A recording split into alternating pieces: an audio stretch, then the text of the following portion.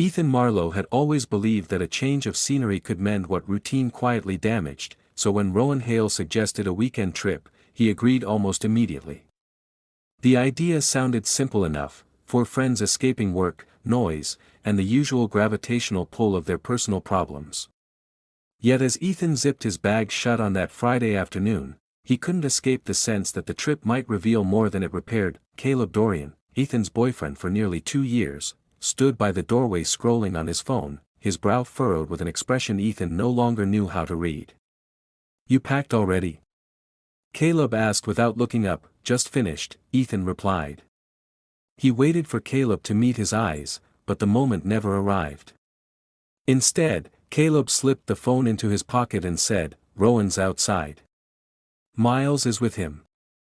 Then he left the room, leaving behind the faint echo of distance Ethan had grown accustomed to. Rowan Hale greeted Ethan with a warm grin the moment he stepped outside. His forest green jacket contrasted against his copper hair, and his easy confidence created a natural gravity around him. Miles Carter, Rowan's boyfriend, stood beside him, quiet, dependable, and always scanning the surroundings as if interpreting an unspoken language. "You ready for this escape?" Rowan asked, patting Ethan's shoulder with an energy that felt genuine, grounding. Ethan smiled. "You say that like we're running from something. Aren't we all?" Rowan joked, but a flicker of seriousness passed through his amber eyes. The 4 piled into Rowan's SUV, with Rowan driving, Miles in the front, and Ethan and Caleb settling in the back. As the city faded behind them, Rowan played a playlist full of soft indie tracks and mellow instrumentals. Miles occasionally hummed along, and Rowan tapped the steering wheel in rhythm. Ethan watched them from the back seat, noticing how easily they seemed to move in unison. Caleb, in contrast, stared out the window, his phone buzzing every now and then in his pocket. Each vibration tightened a knot in Ethan's stomach. He wanted to ask who was messaging him, but he couldn't bring himself to sound suspicious. "Not yet." Instead, he said lightly, "You good?" Caleb nodded. "Just work stuff." Ethan wanted to believe him. The drive lasted almost 3 hours, winding through open fields and narrow forest roads as the light shifted from afternoon gold to the soft gray of early evening. Conversation ebbed and flowed, Rowan recounting funny stories from his job at a local studio, Miles offering understated but insightful comments, Ethan contributing when he could. Caleb remained mostly quiet, though he chimed in whenever Rowan asked him something directly. As the SUV approached the hotel, an older but well-kept building nestled beside a stretch of pine trees, Ethan felt the tension in his shoulders ease. The architecture was simple, warm lanterns hanging near the entrance, a stone pathway leading toward a rustic lobby, and a faint scent of cedar drifting through the air. Inside, a friendly receptionist apologized immediately. "We only have 2 rooms left tonight," she said. 2 double beds and 1 queen. I can offer a small discount since it's last minute." Rowan glanced at the others. "We can split it normally. Ethan and I share 1 room, Caleb and Miles the other." "Makes sense." Ethan nodded. Caleb shrugged as if the arrangement didn't matter. Miles simply agreed, though Ethan caught the way his eyes flicked toward Rowan briefly, as if silently hoping for more closeness. They collected the keys and headed upstairs. The hallway was long and dimly lit, the carpet a faded maroon that softened their footsteps. Ethan and Rowan's room sat at the very end, overlooking the quiet parking lot. Rowan tossed his bag on the bed nearest the window. "Hope you don't mind this one," he said. "I like waking up to the light." "I don't mind," Ethan replied. He placed his bag on the other bed and took a moment to look around. The room was simple but cozy, cream-colored walls, a small wooden desk, and a vintage lamp with a warm glow. Rowan stretched, his voice dropping into a more relaxed register. "Feels good to be away for a bit." "Yeah," Ethan agreed, though his mind still lingered on Caleb's distant demeanor during the drive. Rowan caught the hesitation. "You two all right?" Ethan considered pretending everything was fine, but Rowan's sincerity made lying feel pointless. "We're not great," he admitted. "He's been different lately. Hard to pinpoint why." Rowan sat on the edge of his bed, resting his elbows on his knees. "Relationships go through phases. Maybe this trip will help. Ethan appreciated Rowan's optimism, even if he didn't share it. He had always admired Rowan's ability to see the best in difficult situations. It was one of the traits Ethan had tried too hard not to admire. Before the conversation could deepen, a soft knock came at the door. Miles peeked in, leaning slightly into the frame. "We're thinking of grabbing dinner downstairs. You two joining?" Rowan stood. "Yeah. Give us a sec." Miles nodded politely and disappeared down the hallway. Ethan took a breath. "Let's go. Maybe food will help me reset." The dining area was warm, decorated with framed photos of lakes and trails that hinted at a more vibrant tourist season. They ordered simple meals: pasta, soup, grilled vegetables. Conversation flowed easily, mostly led by Rowan's humor and Miles's gentle commentary, but Ethan couldn't ignore the way Caleb kept checking his phone under the table, the screen lighting his face in brief, ghostly flashes. Each time it buzzed, Caleb's expression hardened, as though he were bracing himself for something. Rowan noticed too. Ethan saw it in the subtle narrowing of his eyes. When dinner ended, they returned to their rooms. Miles wished everyone a good night and disappeared into the room he shared with Caleb. Ethan and Rowan walked back to theirs in silence, not out of tension, but out of a shared sense of awareness. Neither wanted to speak aloud yet. Inside the room, Rowan dimmed the lamp and sat back on his bed, exhaling slowly. "It's been a long day." Ethan nodded. "Longer than I expected." They talked for a short while, about work, memories from their college years, small hopes for the coming months. Rowan spoke with a sincerity that always seemed to steady Ethan. At one point, Rowan said, "You're quieter tonight. More than usual." Ethan hesitated before answering. "I'm trying to figure out what I'm feeling. Everything's complicated." Rowan didn't push. He simply nodded, offering calm presence instead of questions. As the light softened and the room grew still, Ethan realized how comfortable the quiet felt when he was with Rowan. It wasn't heavy. It wasn't demanding. It simply existed, like something waiting to be acknowledged. Eventually, Rowan lay back on his bed, his voice a gentle murmur. "Get some rest, Ethan. Tomorrow might be clearer." Ethan switched off the lamp. The room settled into darkness, but sleep didn't come quickly. Thoughts tangled in his mind: Caleb's distance, Rowan's steadiness, and the unsettling instinct that the night marked the beginning of something neither of them yet understood. Yet even as uncertainty pressed in, Ethan felt a strange, cautious anticipation that he didn't know why. Not yet, but the feeling stayed, and it refused to be ignored. The moment the stranger swam away, the pool's noise returned to Ethan Marlowe all at once, as though someone had lifted a glass dome from around his head. Children shouted near the diving board, a lifeguard blew a whistle, and Liam Hart splashed water in a half-hearted attempt to grab his attention.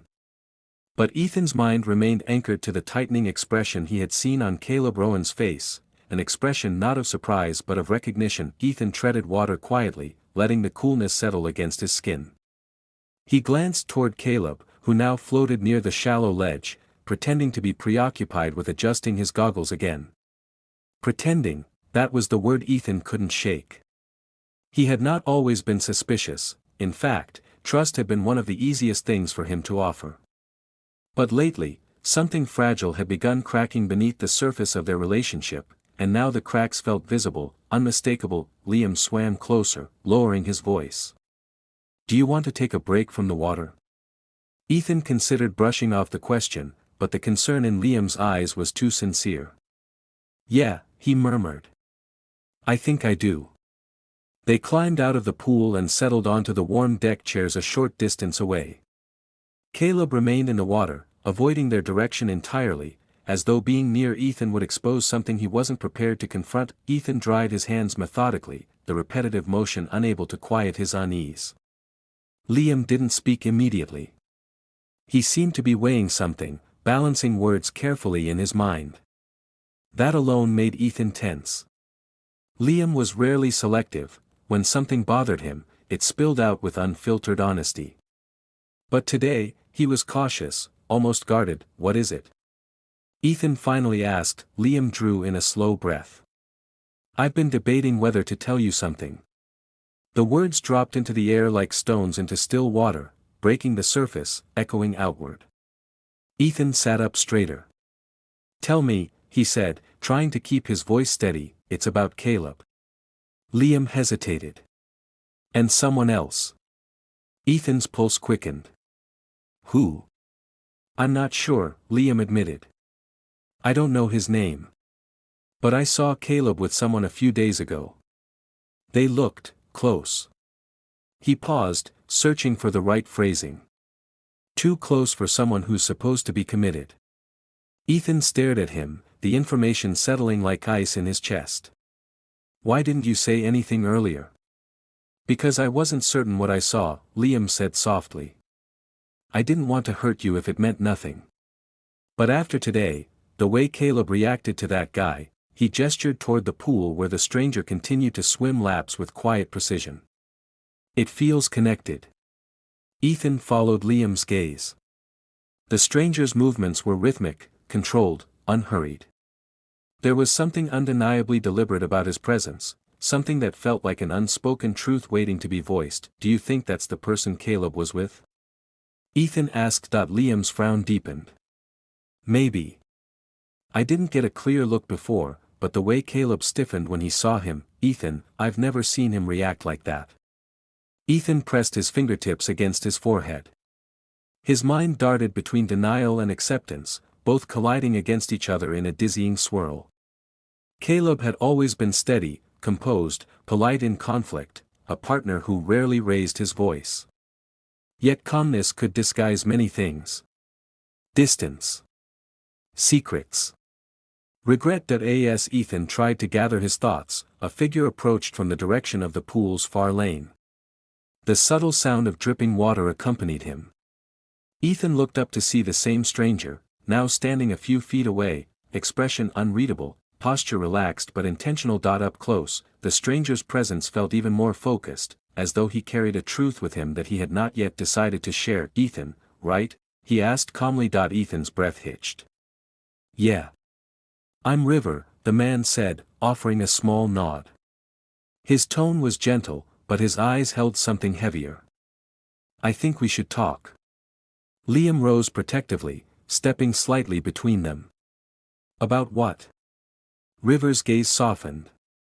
I don't want to cause a scene. I just want to explain something. Ethan looked at him, searching his face for hostility, for manipulation, for anything that suggested he was here to provoke trouble. But River's expression remained calm, almost reassuring. What do you want to explain? Ethan asked, steadying his voice. River's eyes flickered briefly toward Caleb, still in the shallow water, watching them through the corner of his eye though pretending not to. Not here, River said quietly. But I want to be honest with you. You deserve that. Why me? Ethan asked, suspicion threading through his tone. Because you're the one who's being affected, River replied simply. And you haven't done anything wrong. The sincerity in River's voice rattled Ethan more than any accusation could have. Liam stayed near, silent but alert. Caleb finally climbed out of the pool, water streaming off him, expression strained. He approached slowly, as though carefully choosing each step. Ethan, Caleb said, voice low. Can we talk alone? Ethan's chest tightened. Why? So you can deny something again before it's even explained? Caleb winced, and guilt flickered across his features. I'm not denying anything. I don't want strangers interfering in our relationship. River didn't flinch at the comment. I'm not interfering, he said. I'm clarifying. Caleb shot him a sharp look, fear, anger, or desperation. Ethan couldn't tell. You don't know anything about us. I know enough, River replied, his voice steady. And I know what you told me. Caleb froze, eyes widening almost imperceptibly. Liam inhaled sharply. Ethan felt the ground shift beneath him. What did he tell you? Ethan asked, his voice barely above a whisper. River hesitated, then shook his head. I'll tell you everything. But I don't think this is the right place. I'll message you. Ethan blinked. Message me? How would you? You'll understand when you see it, River said. Then he turned away and walked toward the exit gates with a quiet determination that made Ethan's stomach twist. Caleb's voice cracked. Ethan, don't listen to him. Then tell me yourself, Ethan said, meeting his eyes with a resolve he hadn't felt in weeks. Tell me what's going on. Caleb opened his mouth but closed it again, unable to find a single truthful sentence.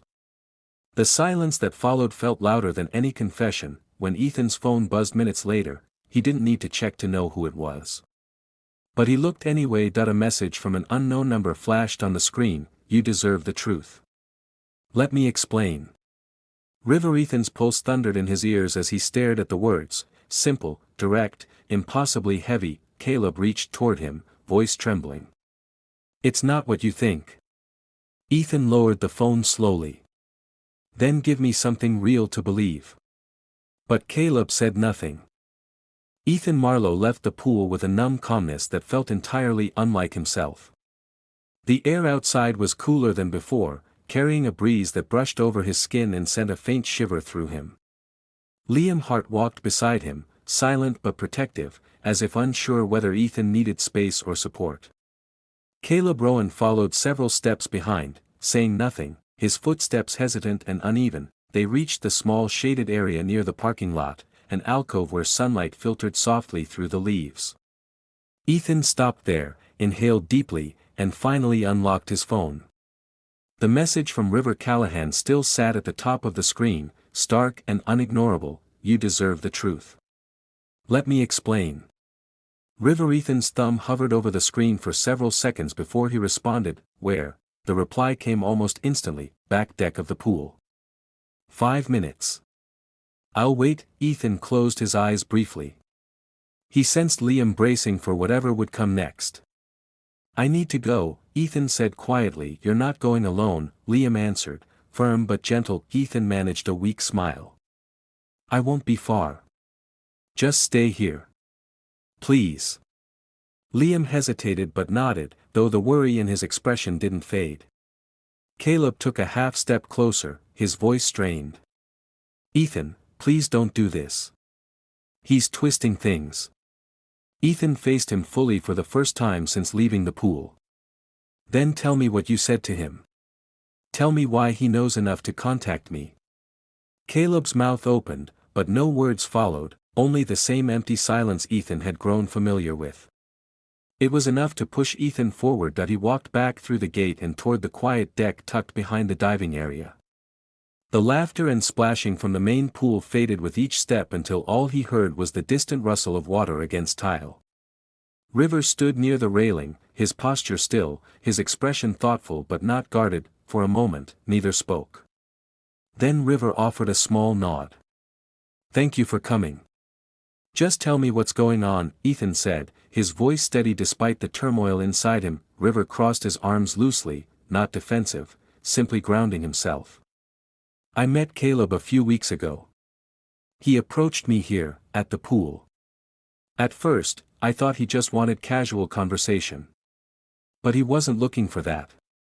He was confused. Or pretending to be. Ethan swallowed hard. Pretending about what? That he wasn't already committed to someone, River replied gently. He talked as if he was unsure where his relationship stood. As if he was free to explore something new. The words hit Ethan like cold water. Did anything happen between you? River's expression softened, but he answered honestly. No. I didn't let it. I told him it didn't feel right. He backed off, but not because he regretted anything. He never even mentioned your name. Ethan let the truth settle like a slow, heavy weight. He had expected pain, but the quietness of this betrayal felt sharper than any dramatic confession could have. I thought he cared more about us than this, Ethan whispered. River stepped closer, not invasive, simply present. I'm not telling you this to hurt you. I saw the way you looked at him today. You were confused, worried, maybe even blaming yourself. But none of this is your fault.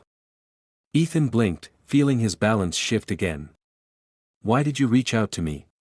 You didn't have to. Because I'm not interested in being part of someone's secret, River said plainly.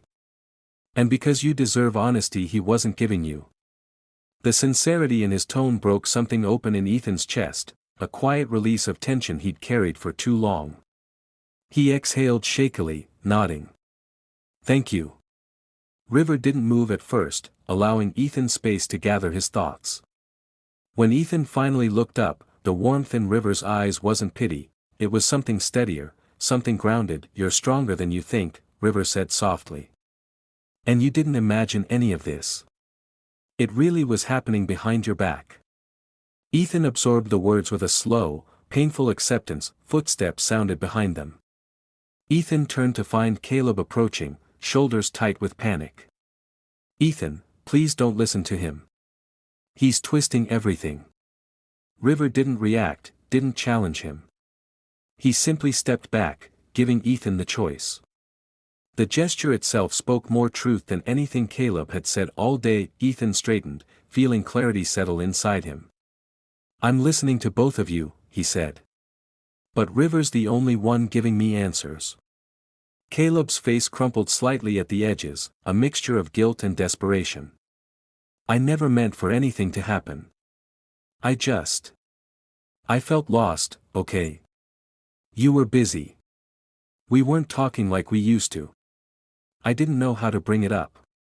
Then you should have talked to me, Ethan replied, voice steady but resolute. Not someone else. Caleb's throat worked silently as he struggled for a response. It wasn't physical, he said finally. I swear. I didn't cross that line. But you crossed every line leading up to it, Ethan said softly. And you kept me in the dark. The truth hung between them, unavoidable. Caleb stepped forward. I can fix this. I just need time. Ethan shook his head slowly. You had time.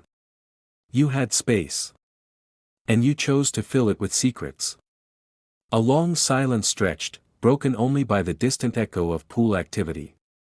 Caleb lowered his gaze, defeated. Ethan turned slightly toward River. Thanks for telling me, he said quietly. River nodded once. No expectation. No pressure.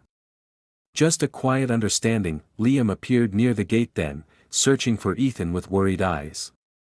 Ethan raised a hand in reassurance, and Liam relaxed slightly, though his attention remained protective. Ethan faced Caleb one last time. I'm not going to stay in something built on half-truths. I'm done pretending everything's okay. Caleb's breath hitched, but he didn't argue. He simply nodded, accepting the end, and just like that, Ethan walked away, not with anger, but with a painful, necessary clarity. As he approached Liam, River remained behind the railing, watching him with a calm, almost hopeful expression, not intrusive, simply present. Ethan paused, allowing the smallest nod in return. Not a promise. Not a beginning. Just an acknowledgement that healing might not be as distant as he once thought. When Ethan stepped outside the pool gates again, the sky had shifted, warming with late afternoon gold. Liam fell into step beside him. You okay? Liam asked gently. Ethan inhaled deeply. I think I will be.